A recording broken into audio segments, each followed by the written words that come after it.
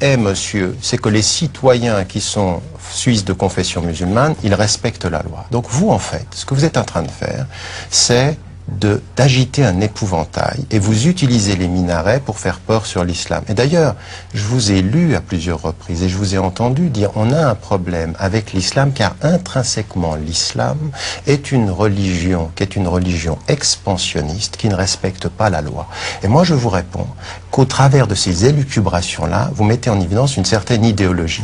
Et moi je vous réponds une autre chose encore et je précise. Les faits et les chiffres, monsieur Freisinger, me donnent raison. Depuis 30 ans, et là on a même cité des chiffres, en 10 ans, 15 ans, la présence musulmane a doublé dans ce pays. Monsieur, qui pose un problème parmi les musulmans qui sont issus dans le respect de la loi? La population musulmane qui est venue en Suisse est principalement venue des Balkans. Et c'est une population musulmane qui a été convertie sur le tard. Et donc, le problème religieux des musulmans tardifs, avec ces gens, c'est pour ça qu'ils respectent la loi. La doctrine, j'en connais, et ils boivent du vin, ils se comportent comme l'Européen. Les musulmans que vous voulez, c'est ceux qui boivent du vin, ils se comportent normalement. Il y a dans les Maghrébins plus de problèmes. Vous êtes mais nous avons une population qui est encore inférieur à ce qui nous entoure.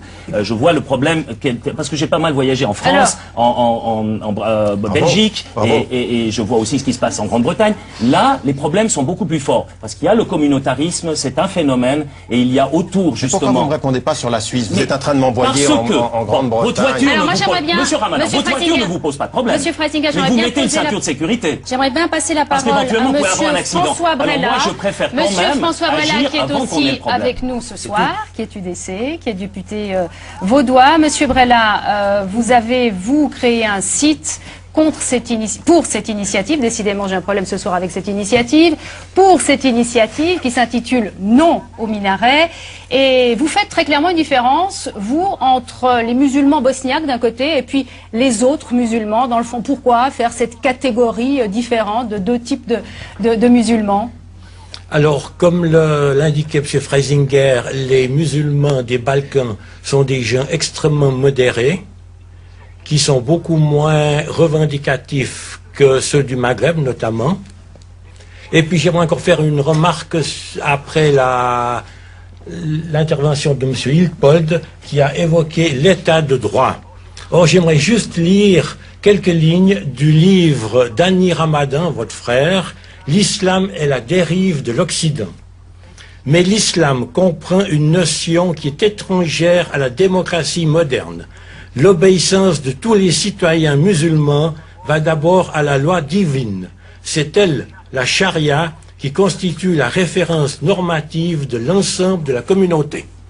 Oui, monsieur, ce que je peux vous répondre, parce que d'abord, vous... Oui, c'est votre frère. Oui, c'est pas moi. Ouais. Mais en plus... il faut lire l'ensemble de sa réflexion pour les sociétés majoritairement musulmanes. C'est ce qu'il est en train de mettre en évidence. Et ce qu'il dit et ce qu'il pense, ce qu'il traduit dans ces lignes-là, c'est qu'à partir d'un certain moment, quand il y a la loi instaurée d'un pays, on la respecte. Je vous pose une question. Est-ce que vous avez lu, de la part de Hani Ramadan, directeur du Centre islamique de Genève, une seule réflexion disant qu'il ne fallait pas respecter la loi suisse? Merci. Alors j'aimerais aussi passer la parole à Adamara. J'aimerais passer la parole à Adamara, socialiste, qui nous vient du canton de Vaud, conseillère nationale, le Parti socialiste, donc qui combat notamment cette initiative aux côtés du Parti radical.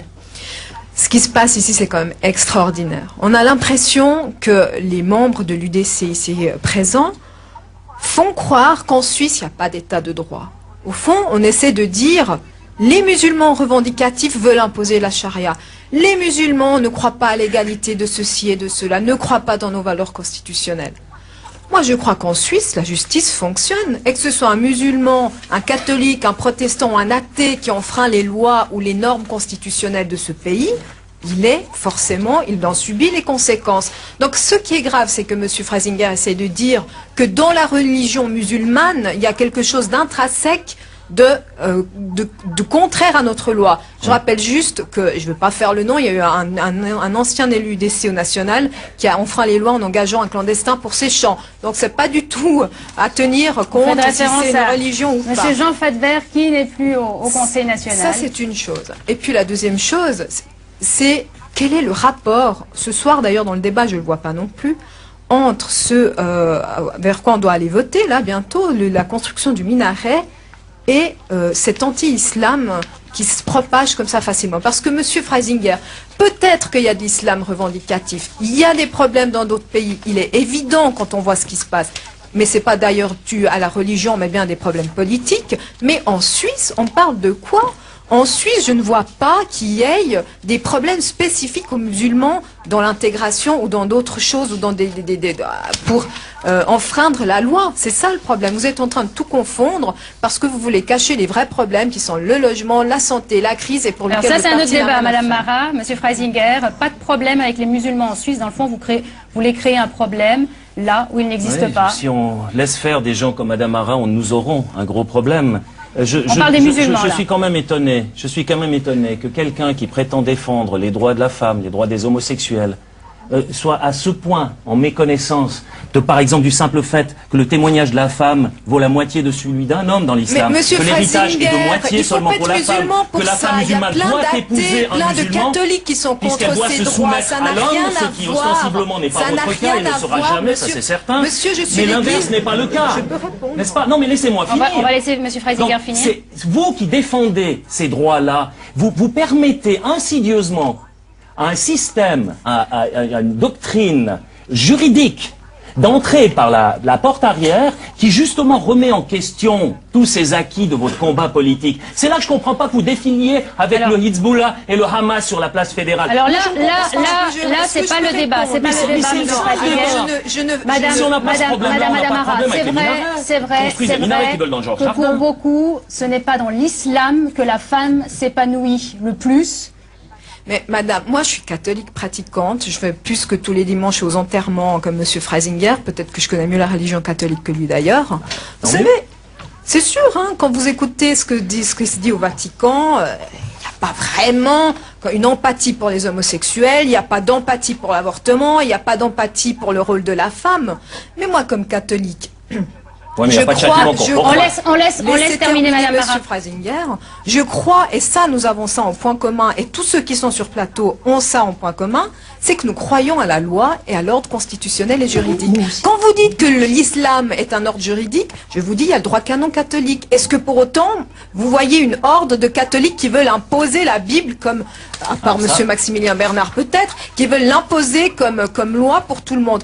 Non, moi je crois que chacun doit respecter la loi et tant que vous ne trouverez pas des cas particuliers de musulmans, de protestants, etc. qui enfreignent cette loi, vous ne pouvez pas faire les grosses généralités que vous êtes en train de faire et c'est très grave. J'aimerais bien passer encore la parole à monsieur Maximilien Bernard qu'on n'a pas entendu. Vous êtes secrétaire roman de l'UDF, c'est l'autre parti qui a lancé cette initiative, votre parti qui se déclare très ouvertement comme un parti chrétien. Adam Marat a cité la Bible, c'est vrai que vous pensez que les 10 commandements de la Bible, dans le fond, sont les meilleures règles de la société. Vous qui êtes tellement croyant, pratiquant, pourquoi est-ce que, dans le fond, la religion des autres vous fait peur ? Ah non, c'est pas une question de peur. Et puis on va peut-être profiter de recentrer un petit peu le débat sur le thème du minaret, et puis peut-être un peu moins sur le thème des musulmans. Peut-être pour répondre tout d'abord à Adam Marat, il n'était pas question pour moi et pour notre parti d'essayer d'imposer quoi que ce soit au niveau de la Bible. Je crois qu'on s'affiche parti ouvertement chrétien, c'est vrai. On propose un certain nombre de valeurs. La minorité propose, la majorité dispose. Je crois qu'à ce niveau-là, on a suffisamment fait preuve aussi d'ouverture et on a aussi suffisamment montré qu'on était là pour promouvoir des valeurs et pas pour les imposer d'une manière ou d'une autre. Alors le deuxième chose, pour revenir au minaret, au fond, il y a un argument que l'UDF met principalement en avant, c'est l'argument de la réciprocité. Certains me disent qu'il n'y a pas de base juridique sur le plan international et nous, on leur rétorque simplement que c'est, à notre sens, un des meilleurs moyens, finalement, un des meilleurs principes pour obtenir un certain nombre de choses pour les chrétiens qui sont persécutés à l'étranger. J'en veux pour preuve que la réciprocité est régulièrement utilisée au niveau diplomatique. En fait, c'est relativement simple. On dit, finalement, nous accordons le droit de la liberté de religion et de conscience et de croyance sur à vos ressortissants sur notre territoire. Ce que nous demandons simplement en retour, c'est que cette liberté-là soit également garantie pour les ressortissants suisses qui sont établis dans des pays musulmans notamment. Et puis peut-être pour dire aussi, c'est que il y a un certain nombre de gens qui réagissent très fortement à cette initiative. Ce que je constate, c'est que du côté des musulmans modérés, on ne réagit peu, voire pas du tout à l'initiative, on est plutôt indifférent, et je comprends parce que les gens sont établis depuis belle lurette de notre territoire, ils vont à la mosquée, ils pratiquent librement leur religion, et finalement ils se sont très bien passés de ces minarets qui n'ont pas de nécessité religieuse, et je crois que M. Annie Ramadan